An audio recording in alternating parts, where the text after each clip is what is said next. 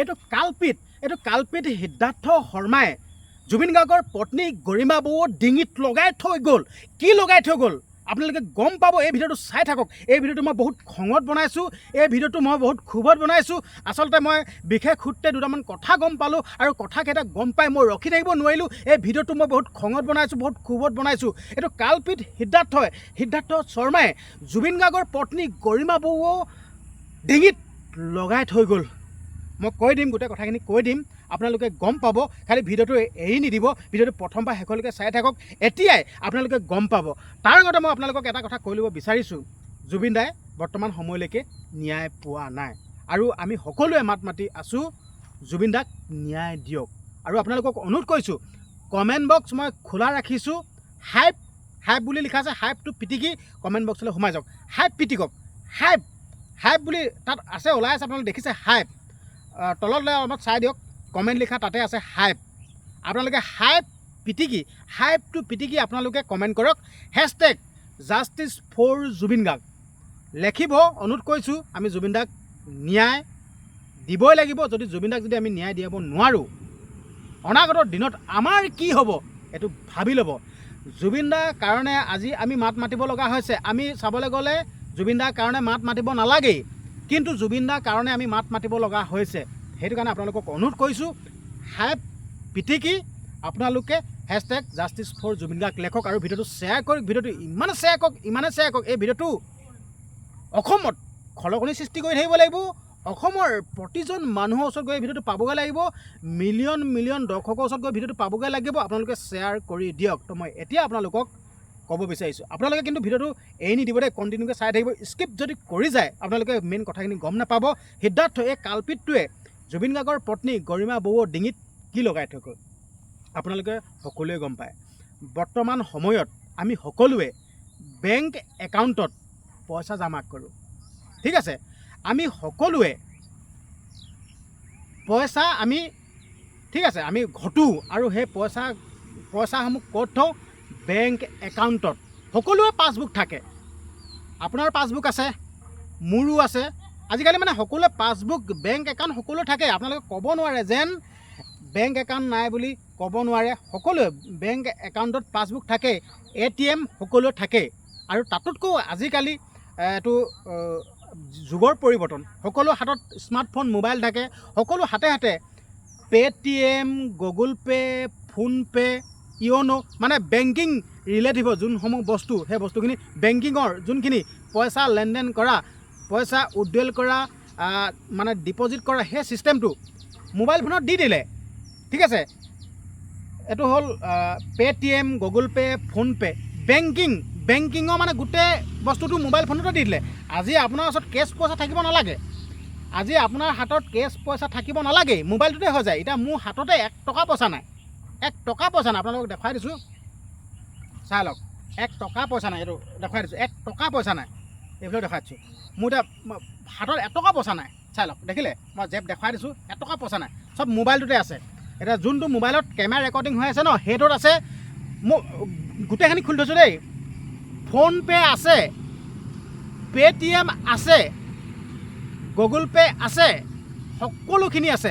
2-3টা খুলি থৈছোঁ, কাৰণ কেলৈ ইটোত কাম নিদিলে সিটোত কাম দিয়ে, ইটোত কাম নিদিলে সিটোত কাম দিয়ে। সেইটো কাৰণে মই খুলি থৈছোঁ। সেইকাৰণে ক'ব বিচাৰিছোঁ যেন বৰ্তমান সময়ত প্ৰত্যেকৰে বেংক একাউণ্ট থাকে, Paytm, Google pay', PhonePe', ATM কাৰ্ডটো ক'বই নালাগে। ATM পাছবুক খোলাৰ লগে লগেই পাছবুক খুলিলেই ATM সকলোৱে এপ্লাই কৰেই। পাছবুক খোলা মানে ATM এপ্লাই কৰেই, সকলোৱে কৰে। হয়তো আপোনালোকে গমেই পায়, ATM এপ্লাই কৰেই, ঠিক আছে। তো সকলো হাততে বেংকৰ যোনখিনি আছে। কিন্তু জুবিন গাৰ্গ ইমানে এজন সহজ সৰল মানুহ, ঠিক আছে, শিশু সুলভ। আমি কওঁ জুবিন গাৰ্গ হ'ল শিশু সুলভ মনৰ মানুহ। জুবিন গাৰ্গক কিন্তু তেনেধৰণৰ মানে পইচা উইথড্ৰল কৰা, ডিপ'জিট কৰা, ট্ৰেন্সফাৰ কৰা সেই সুবিধাটো নাছিল। জুবিন গাৰ্গৰ মোবাইল ফোনত কিন্তু সেই সুবিধাটো নাছিল। জুবিন গাৰ্গে এটা সাক্ষাৎকাৰত নিজে কৈছে যেন এই মোবাইলত মানে দিয়া দেখোঁ টপককৈ দি দিয়ে, কিবা স্কেনাৰ কৰি পইচা দি দিয়ে। এই কথাটো মানে জুবিন গাৰ্গে কৈছে, কিন্তু মোৰ মোবাইলত যেন নাই। বস্তুটো কি মানে ফোনপে' নে গুগল পে' কি এইবোৰ নাজানো বুলি তেনেকৈ কৈছে, বা মোৰ মোবাইলত যেন নাই। চিন্তা কৰক, আজিলৈকে জুবিন গাৰ্গে বেংকিঙৰ যোনখিনি বেংকৰ বা পইচা উলিওৱা সোমোৱা কৰা সেই বস্তুখিনি নজৰে নকৰিলে। কিমানে এজন সাধাৰণ মানুহ আপোনালোকে নিজে কথাটো চিন্তা কৰক, কিমানে এজন সাধাৰণ মানুহ। তো এতিয়া কথা হ'ল জুবিন গাৰ্গে যি অনুষ্ঠান কৰে তাৰ বিনিময়ত 15 লাখ 10 লাখ টকা লয়। ঠিক আছে, এইটো ল'বই বাৰু, কাৰণ কেলৈ জুবিন গাৰ্গ এনেই এদিনত হৈ যোৱা নাই। তো এতিয়া বৰ্তমান সময়ত জুবিন গাৰ্গৰ কাৰণে লাখ লাখ মানুহ ওলাই আহি লাখ লাখ মানুহে চকুলোটো গৈছে, আপোনালোকে সকলোৱে দেখি আছে। ঠিক আছে, তো এতিয়া কথা হ'ল আপোনালোকে গম পাব গৰিমা বৰুৱাৰ ডিঙিত কালপিত সিদ্ধাৰ্থই লগাই থৈ গ'ল। তো এখন ৰেঞ্জ অভাৰ জুবিন দাই এখন ৰেঞ্জ অভাৰ কিনিছিল আৰু ৰেঞ্জ অভাৰখনৰ দাম আপোনালোকে নিশ্চয় গম পায়, বৰ্তমান সময়ত কোটি টকা মূল্য, কোটি টকা। আমাৰ বাৰু সপোনৰ অগোচৰ, আমি বাৰু কোটিত ভৰি দিবই নোৱাৰোঁ, লাখ টকাই কিন্তু আমাৰ বহুত মানে হেৰি আৰু দেই, কাৰণ কেলৈ আমি দুখীয়া মানুহ না, আমি দুখীয়া মানুহ, লাখ টকাই বহুত হেৰি আৰু। তো জুবিন গাৰ্গে ৰেঞ্জ অভাৰ যোনখন গাড়ী কিনিছে সেই গাড়ীখন কোৱা শুনিছোঁ নিউজত পোৱা মতে দেই, এইটো কিমান সত্য নাজানো, কিন্তু নিউজত পোৱা মতে জুবিন গাৰ্গে বোলে 80 লাখ টকা বেংকৰ পৰা লোন লৈছিল বোলে। 80 লাখ টকা বেংকৰ পৰা লোন লৈছিল, 80 লাখ টকা, আৰু সেই 80 লাখ টকা এতিয়াও বোলে বেংকত ঘূৰাবলৈ থাকিয়ে গ'ল বোলে। তো আপোনালোকে ষ্টাৰ্টিঙতে শুনিছিল, মই ষ্টাৰ্টিঙতে আপোনালোকক কৈছিলোঁ যেন জুবিন গাৰ্গৰ পত্নী গৰিমা বৰুৱাৰ ডিঙিত সিদ্ধাৰ্থ শৰ্মাই লগাই থৈ গ'ল। এতিয়া বস্তুটো বুজি পাইছে নহয়, আমি গাঁৱলীয়া ভাষাত কিছুমান কথা কওঁ যেন আজি আমুকে মোৰ পৰা পইচা ল'লে, ধাৰ ল'লে, সেই পইচাটো কোনোবাই খাই দিলে কওঁ এইটো কাৰ টেটুত লাগিব, কাৰ ডিঙিত লাগিব, এনেকৈ আমি কথাখিনি কওঁ। ঠিক তেনেদৰে এতিয়া সিদ্ধাৰ্থ শৰ্মাই গৰিমা বৰুৱাৰ ডিঙিত লগাই থৈ গ'ল নাই সেই ধাৰসমূহ। 80 লাখকৈ টকা কোনে ঘূৰাব? আপুনি ঘূৰাব, মই ঘূৰাম নেকি? কোনো নুঘূৰাই, গৰিমা বৰুৱাই বেংকত ঘূৰাব লাগিব। সেই ধাৰখিনি সিদ্ধাৰ্থ শৰ্মাই, কালপিত সিদ্ধাৰ্থ শৰ্মাই গৰিমা বৰুৱাৰ ডিঙিত লগাই থৈ গ'ল। বুজি পালে? মই ষ্টাৰ্টিঙতে কৈছিলোঁ গৰিমা বৰুৱাৰ ডিঙিত লগাই থৈ গ'ল গোটেই ধাৰ সোপা। ঘৰটো বনাবলৈ থাকি গ'ল, ঘৰটো সম্পূৰ্ণ নহ'ল। জুবিন দায়ে সপোনৰ ঘৰটো বনাইছিল, জুবিন দায়ে সেই ঘৰটোত থাকিব নাপালে। সপোন ৰচিছিল এইডোখৰত এখন ফুলনি বাগিচা হ'ব, এইডোখৰত গছ গছনি ৰুম, এনেকৈ কিমান সপোন ৰচিছিল। তো সেই সপোন সম্ভৱ নহ'ল। এই কালপিত কেইটাই ছিংগাপুৰত নি জুবিন গাৰ্গক মাৰি পেলালেগৈ। বহুত দুখৰ কথা। আৰু জুবিন গাৰ্গৰ এইটো মৃত্যুটো আমি সহজভাৱে কোনো ল'ব পৰা নাই। প্ৰত্যেকজন লোকেই কৈ আছোঁ যেন জুবিন গাৰ্গক সিহঁতে মাৰিলেগৈ। এইটো অকল মই কোৱা কথা নহয়, প্ৰতিজন মানুহে, অসমৰ প্ৰতিজন মানুহে কৈ আছে যেন জুবিন গাৰ্গক ইহঁতি মাৰিলেগৈ, প্ৰতিজন মানুহে। তো এতিয়া ক'ব বিচাৰিছোঁ গৰিমা বৰুৱাৰ টেটুত লগাই থৈ গ'ল, ডিঙিত লগাই থৈ গ'ল লাখ লাখ টকাৰ ধাৰ। হয়নে নহয় আপোনালোকে কওক? ভিডিঅ'টো ইমানখিনি আছিল। আৰু ভিডিঅ'টোৰ শেষত এটা কথা আপোনালোকক ক'ব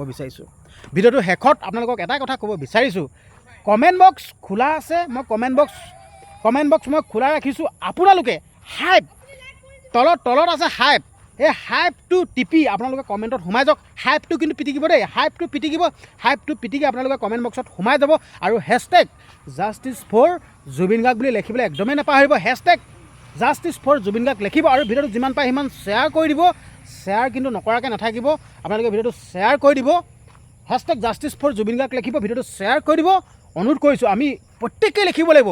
গোটেই বিশ্বতেই জুবিন গাৰ্গৰ এই hashtag justice for Zubeen Garg এই নামটো বিশ্বই জানিব লাগিব, বিশ্বই গম পাব লাগিব। তো আপোনালোকে দেখিছে মই ভিডিঅ'টো ৰাস্তাত বনাইছোঁ দেই, মোৰ গোটেই ষ্টুডিঅ' একোডাল নাই। ভিডিঅ'টো ইমানখিনি আছিল, চেনেলটো ছাবস্ক্ৰাইব কৰি দিব। ধন্যবাদ।